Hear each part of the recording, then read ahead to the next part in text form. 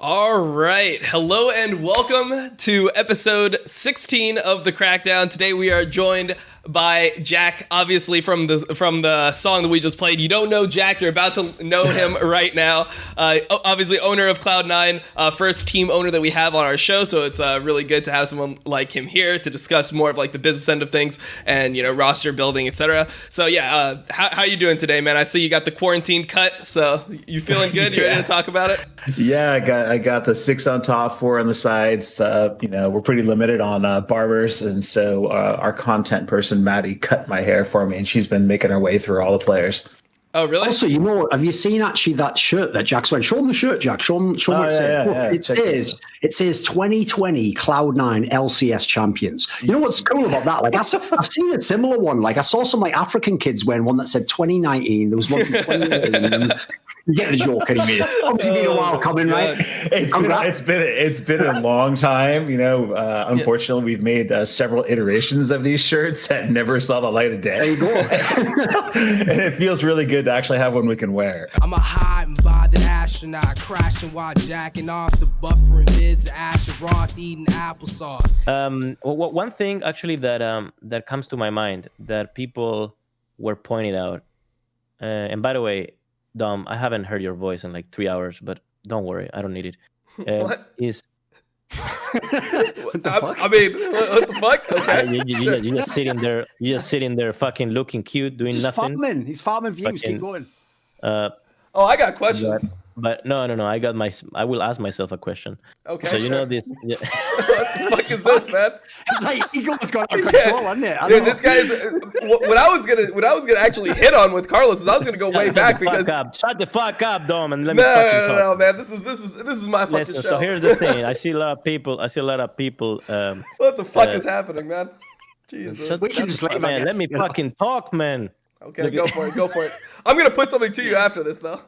Come on. Just put some reggaeton up in this bitch, man. Just go J Balvin, okay? Jesus Christ, man. Carlos is different, man. I mean, one question I wanted to ask you is, what would you choose at that point in your career if you could have chosen one of these two things? Because you'd been playing, I think that was your fourth year. You came in 2015, so that was about your fourth year that you were playing professionally, and you've been to a bunch of finals, but you'd never won an NA title. If you could have chosen between getting that semifinals appearance or winning an A once, what would you have chosen? Semifinals at Worlds or Like, if you could trade away the World's performance to win one of the LCS titles, would you have done it? I'm not sure. Before you win in Team Liquid, obviously, so this is when you've never won. It's hard to say because Did you have an obsession to win the domestic title? for sure. Like I would feel like a complete dumbass. Like if my entire career I would have never won finals. yeah, imagine that. Holy shit! What the fuck? For sure, like it was. You'd be such a fucking dumbass for that to happen. Yeah, fuck you too, Jensen. Sorry, no. But yeah, I definitely felt like I had to win finals at least once in my career, or it would have just been a complete waste. So yeah, absolutely. Yeah. No, keep going. Yeah, just keep going, man. It's fine. Yeah, no, I mean, I think that when I was watching Solo, there was a bunch of times where I just felt like something was off within the team because, like, you'd see him get ganked, like, over and over again, right? And you see his, like, jungler feeding, like, Mike Young, last split. I think that he was just by far the worst jungler in the league. I don't know how it felt. Mike Young is almost approaching that like Kiwi kid, transcendent level of stealing. He's like it's next level bad. Like when you're going like 3-4 splits still stealing checks, it's like I feel like that fucking clip out of Breaking Bad. Like he can't keep getting away with this, but somehow they do. They just keep doing it. Mitty is impressive in terms of like providing feedback and emotionally creating a culture of always providing feedback and emotionally and making the team sort of strive to get better and better and better. That's the way he is, he's fucking great. Yeah. So I have no fucking idea how TSM messed that shit up. I have no idea. I mean, that's what my idea would be. It's like, of course he can shot call when Mithy's surrounded by Trick, who's an MVP status, Perks, who's like super young but super talented, like generally doing the right thing. And then, like the top lane situation with Expect, like it seemed like Expect was at least somebody who thought about the team and was integrated. when you put him with players that don't know how to play the game, like Mike Young literally did not know how to play the game at that point on a professional level. How the fuck are you supposed to shot call that? Like, you can... They call TSM talent suppression machine. It's the first time I see that. You've never seen that before? That's been man, you're a boomer. I've never seen that. Fucking hilarious. That's great. Yeah. But you guys are sick fucks. Chad, you're fucking funny. You know that. Yeah. So, I mean, since we're just like, bringing up good memories and stuff, how did it feel like to just not press R in that one game as Echo and lose your team game 5 alone? Like, how did that feel, Jensen? I'm just wondering, like, was that a tough moment for you? Yeah, but then I remembered of the time when I played Gauntlet and I knocked the record out of the world. Fuck yeah, all right, next time. There you go. Dude, and it was so easy to be toxic to Mike Young in that situation. Like, I didn't have a problem with Mike Young. Now, I'm friends with Rush. That tweet that he had, the sorry for taking your job bullshit. Fire. What was that straight fire? Like, I couldn't tell. Like, the more I looked at it, I don't think that he realized. Like, I talked to him about it too, because there was a point where I think I called him like autistic on social media or something. I got in trouble for that. I got approached by their organization. I got approached by my organization.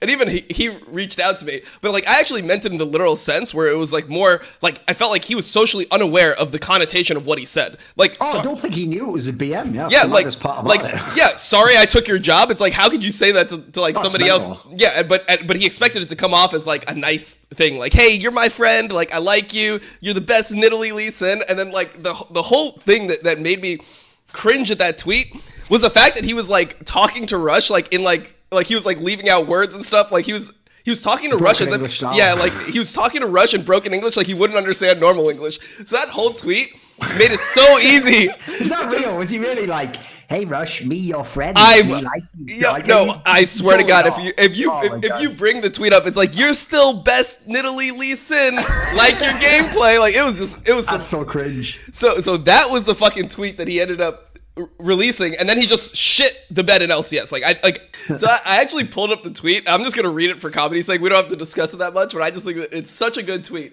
because it starts out saying, "Love you, Rush. Sorry I took your job, but I will stay subscribed on Twitch. You, my favorite jungler, learned about your Nidalee Sin when I was kid. Super nice guy. I hope he gets good opportunities." So it's like the dynamic. Like, I think the last part is the thing I didn't touch on.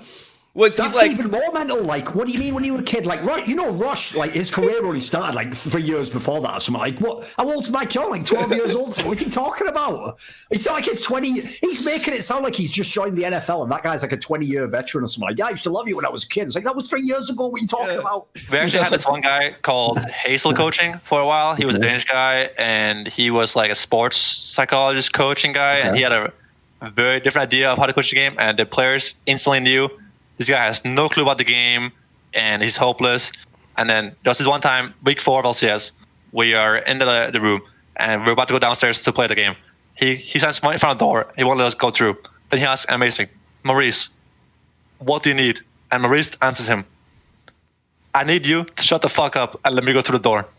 And I knew. He was over at that point. I would just crack up if I was in the team now. I was like, oh my God. I respect that from Amazing. What the hell? I like it. But like, he was in front of the door, did you know? Maurice. I mean, I think it was surprising to Doublelift. Like, when you see interviews of him, he thought, like, he really thought that Sven was shit for the last couple of years. Like, he thought that this guy was just, like, really, really bad in terms of just, of course. He improved actually so much because he went to a Korean bootcamp and he was in EU as well, Yeah. And now he's monster smurfing every game. And he played fucking like 250 games duo queue with Vulcan, and they both got to 1400 LP or like 1200 LP in Korea. What a surprise! They're so good now. Yeah, now they're insane. Like that stuff is worth it, man. And what did Doublelift do? He chilled with the obvious joke would be, an executive from TSM. Yeah, exactly. I'm staying away from that one, man. It was so set up. It was so set up. It was right there. It was right there, but I fucking held back, man. I got flamed too much by Reddit this week for what I said about Doublelift, So I mean, one thing we can jump back to. I mean, I gotta fucking ask you, right? Like it's a crack time. I mean, I played with Piglet back in the day, like 4 years ago. His first split in NA ever. And he obviously was somebody who was like your first AD carry, like your first real AD carry in LCS. How was that experience for you? Like, did you feel like you learned a lot from him? Was his laning still strong? Like, did he have like, some of the team issues that he had before? Like, how did you feel about that whole experience? I kind of had a love and hate relationship with Piglet. I love like there was this one night where before scrims you could hear him like, he invited a buddy over and they were drinking, at like 3 a.m. before scrims and having a blast and being really loud. So there was this whole thing. And at times he would not sleep and play solo queue the whole day, the whole night, and try really hard and ask for like the teammates to do like he's doing and play as much solo queue. And he would try really, really hard. But I think he had trouble like staying at that motivation level, obviously, because he was like going way overboard with playing solo queue and he would not sleep very much. And then he would have these ups and downs. Yeah. And when he's down, he brings the whole team down and he's very negative and he refuses to review. And yeah, I definitely agree that he has downs. Yeah. But for those situations specifically, I would just pass that one off real quick. Okay. But yeah, other than that, I was pretty high elo and I got many offers when I promoted from multiple EU teams, and I chose Vitality because they said they get Yamato, and I always really liked Yamato, and the roster I had a say in the roster. I could bring my guys over, right? And the issue was when I think I got too overconfident, I got too complacent. Like I never was in a position where I actually won many games in a row. Like I was fucking 7-1, 7-0, I don't know exactly. So I felt like I owned the world. I felt like nothing can stop me. But in reality, playoffs, I lost in the semifinals to the Caps Reckless roster from Fnatic. Yep. And kind of my confidence really broke down from there. I was like, holy fuck, did I just lose to Broxa? And then in a BO5. And then like no offense, but I mean Broxa is for sure, he has his place in the jungle. I think he was overrated though, come on. Yeah. Throughout all of it, like our relationship was okay. We talked to each other about just jungle stuff, pathing, etc., stuff like that. We were in contention, but it's never been like it's not a thing where he hates me or I hate him or I view him as like my competitor. It's just like we're both trying to get as good as we can.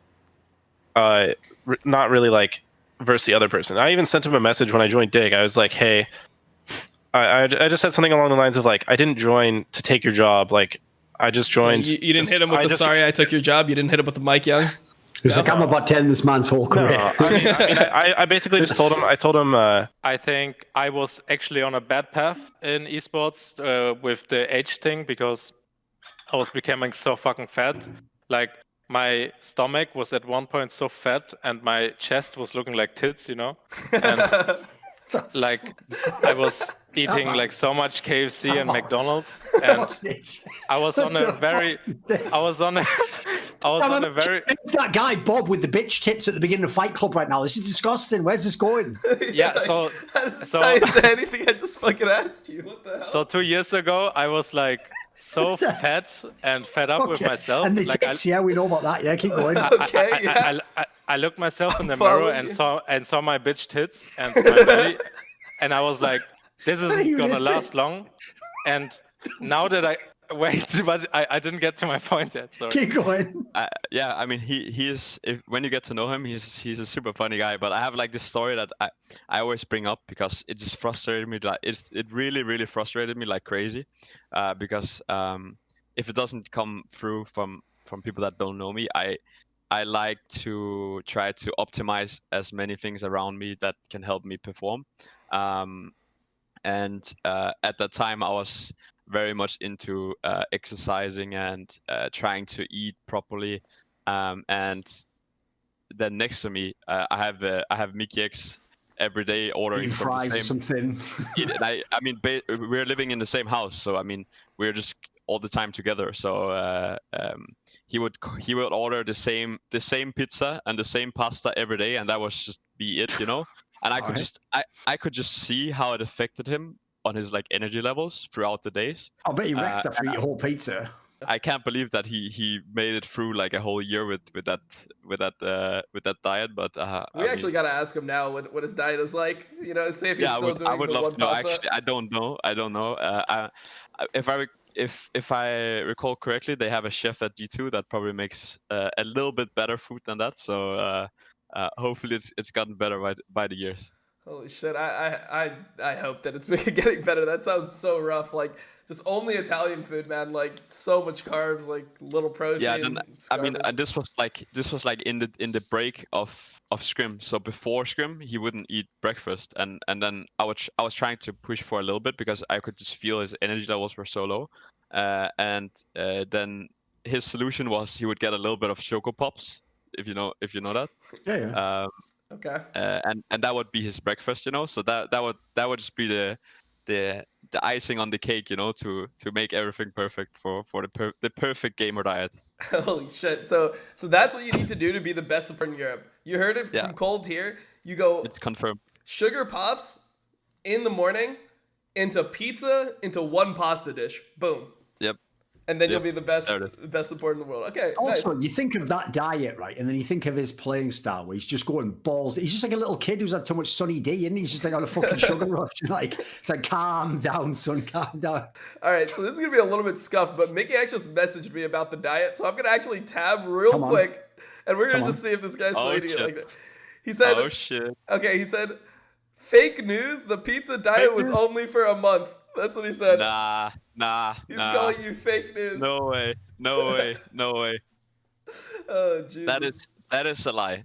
Just gonna say that. I mean, it's a word. It's a word against a word. So I mean, no one really I think knows he might be biased. Here's the tiebreaker. What did Mickey X eat then when you went to Korea? Because there's no way you're getting pasta stuff out every day in Korea, man. So what was he eating in Korea? So fortunately for him, there was a Subway right around Jesus Christ, you go all the way to Korea to eat Subway sandwiches. These day. people are heathens, Tom. Get them the fuck out of the game. And actually, you can ask me about it. It's like the best food in the world. You don't have to tell Dom. He was in a team where I'm a cutie pie. I'm guessing there wasn't a lot of discussion about diets and, healthy lifestyles and all what? that. Like, Cutie actually ate. So the thing about Cutie is he go through two phases. Like, he actually, cooks and, eats pretty good food. He just doesn't really exercise. But the one thing that he did do in Korea was just, he would eat... He was literally, we would call him just the garbage can. Because he would just eat, whatever was left over for anyone else. So that's nasty. That's fucking nasty, dude. So I would eat McDonald's, right? I would eat McDonald's, right? McDonald's. Yeah. So I would eat McDonald's, and there'd be portions where it would be like I would just put it down, and it'd be there for whatever until I stood up, right? Until I stood up and took it to the trash. So maybe it's there for 5 hours, maybe 8 hours, something like that. Like half a McDonald's burger for 8 hours, and he would just come by hey, you gonna eat that, man? And he would just go and eat it. Listen, the 8 hour left out McDonald's. But I'm just going to say, if that's what someone's like for dinner, what the fuck are they like sexually? I don't want to think about that. All right, we're gonna let Mickey X defend himself. Is this the point of the show where we just leave? I'm just saying. I hope they weren't paying for fucking contracts. I'm taking him back to the fucking store, mate, and getting a return. You know when someone gives you a Christmas present and you're like, oh, thanks for putting the receipt in. I mean, yeah, look, great gift. Love this. Oh, thanks, Grandma. You're really gonna roast Golden Glue on the day his fucking drive video comes out on Reddit? Come on, man. Mate, if they even need to make a drive video oh, look, this guy sucks at the game, but when we tell you about how his whole family's fucking dying or something, you'll be really wanting him to win in the game. What? I just want people to win who are sick at the game. I don't care if a guy actually killed the people in Southeast Asia. As long as he's fucking straight firing the game, pop him in my team. You can take the guy where it's it's day to day, but with the Lord's help, I'll make it. I don't give a fuck. Where are you, 98th inch? Get the fuck out. Those stories are so whack. Because if you remember, right, people don't know.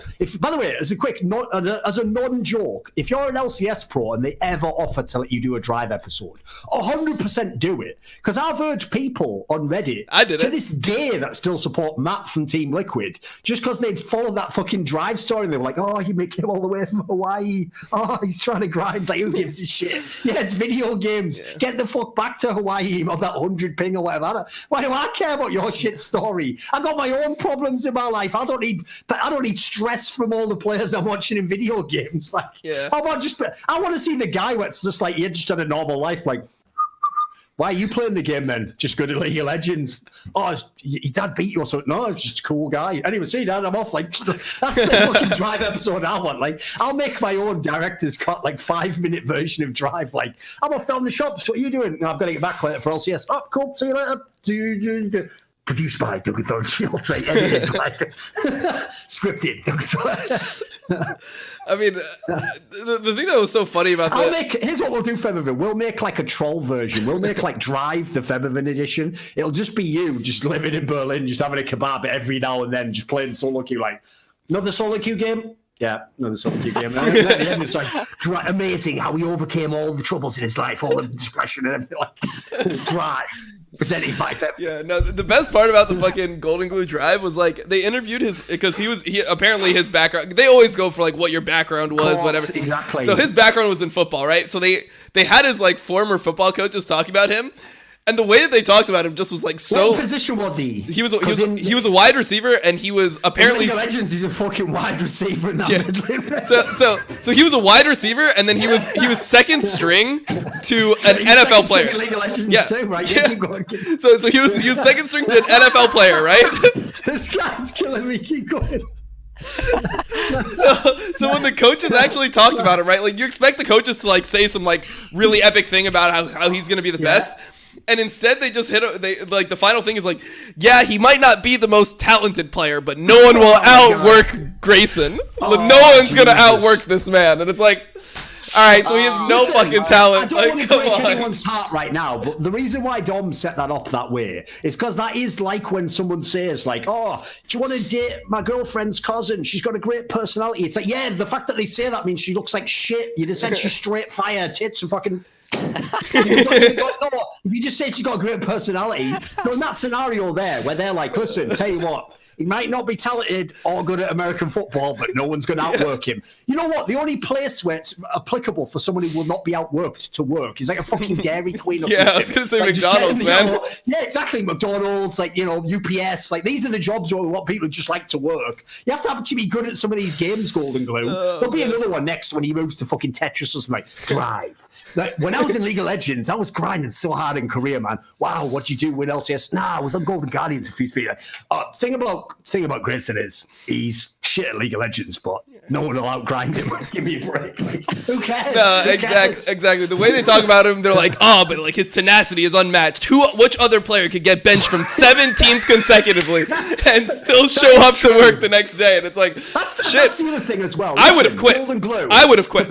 The problem is this, right? It only, that famous saying, like, if at first you don't succeed, try again. Even in the statement, they only say try, and then again. They don't say like try. Just never give up. Just keep trying. And then you're just an old man almost dead. Like, will I make it? No. So like in that scenario, just give up. Like it's not for you. Like that. The problem with that advice is it's only cool if you eventually make it. If you make it, it becomes awesome that you were trying for all those years. You were grinding. It's actually a bit depressing that he's been trying, as you said, for like 7 different teams. It's the most depressing drive you'll ever see, man. It's more depressing. Yeah. It's like 20 minutes, and like his mother's like crying because of how depressing his career has been. Yes, that's it's literally it just hits you in the field. Jesus. Like, oh man, like it's really just never gonna work out, huh? Like that is so brutal.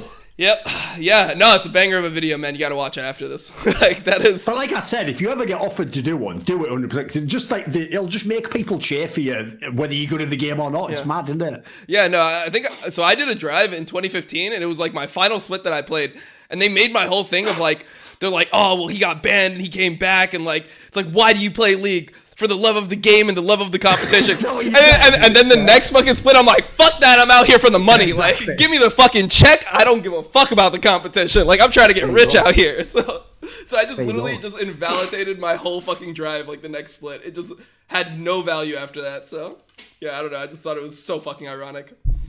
But it's not as much of a banger as Golden Glues. I'll tell you that. No, of course not. Yeah. That's so brutal that his parents are just crying as well. Like, why can't you just be better at fucking Zillion, you daft cunt?